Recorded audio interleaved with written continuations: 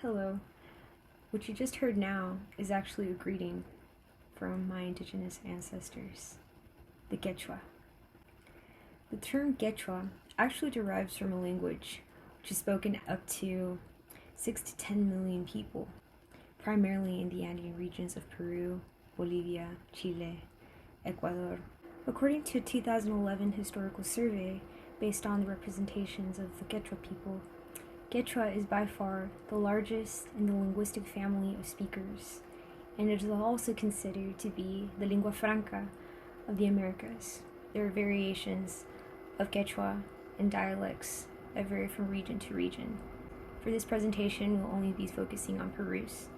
During the 15th century, before the Quechua became who they are today, they were part of the Inca civilization and often seen as uncivilized or primitive due to their agricultural practices. That being said, many of the Quechua people have lost their voice due to the amount of shame.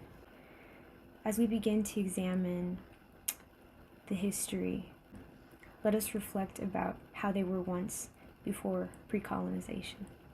According to a journal from the Stewart Anthropological Society, Incas were seen as bearers. They were seen as manipulators that were able to manage agriculture and astronomy. Main sources of information are noted by Garcilaso de la Vega, who was the son of an Inca princess and Spanish conquistador.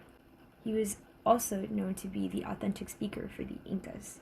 He claims that the Incas had a highly systematic approach in their government, along with numerical systems to keep records, and they were very naturalized and harmonized in education.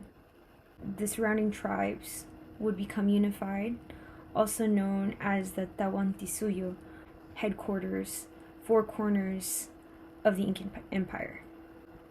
According to Ana Saroli's Latin American Studies, the Inca expansion to Cusco did not fully occur until the second quarter of the 15th century.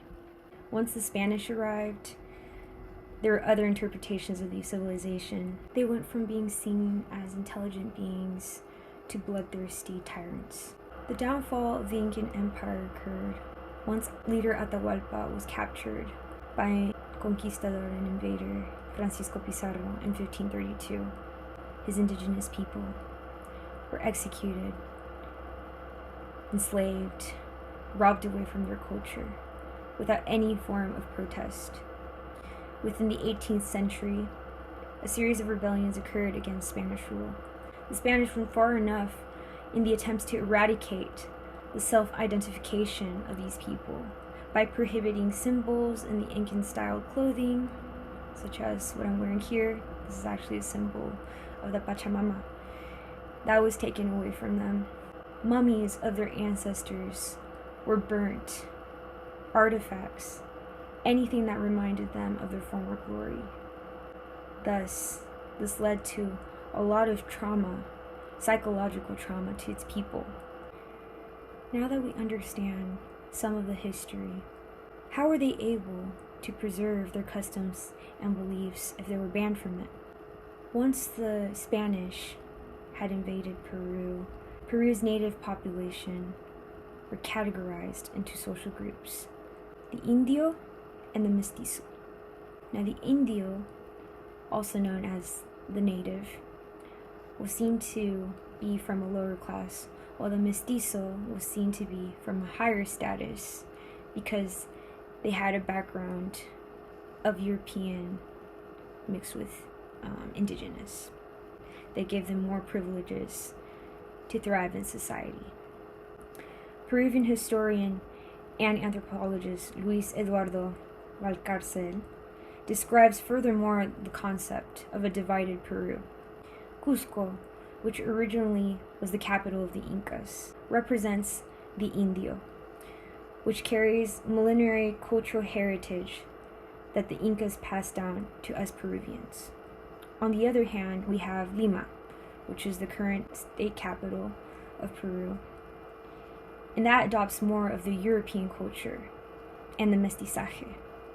The problem with being labeled only as mestizo, or this high class, has many downsides to the Quechua community. Not only does it mask its indigenous population, it basically aims to re-civilize them when they were already civilized from the beginning.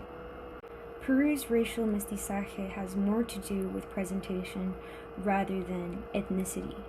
So in order for one to become a mestizo, they're expected to speak only Spanish. But this tactic promotes de-indigenization because it is forcing one to deny their own roots, according to Peruvian writer and poet Mario Vargas Llosa. The price they must pay is high. This comes with renunciation to their culture, their language, their beliefs, their customs and traditions. The more they become mestizos, the more they're no longer considered indigenous. At the same time, the indigenous people were being denied. The government sought to save this by promoting it more, having the Quechua language become official in regions where it is highly spoken. But that in the Constitution of the Republic of Peru was then dismissed as well.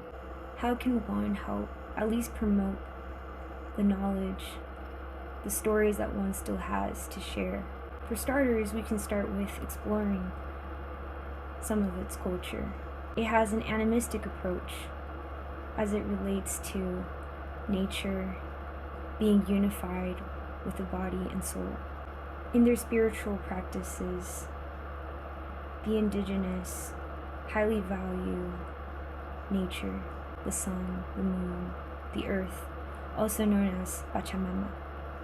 And indigenous New Year's, also known as the Inti Raymi, they often gather for a feast and have sacrifice for that day because it is the day where Earth finally wakes up to return back to its original state. In the month of August, it is said that Pachamama, or Mother Earth, is sensitive during this season with raining.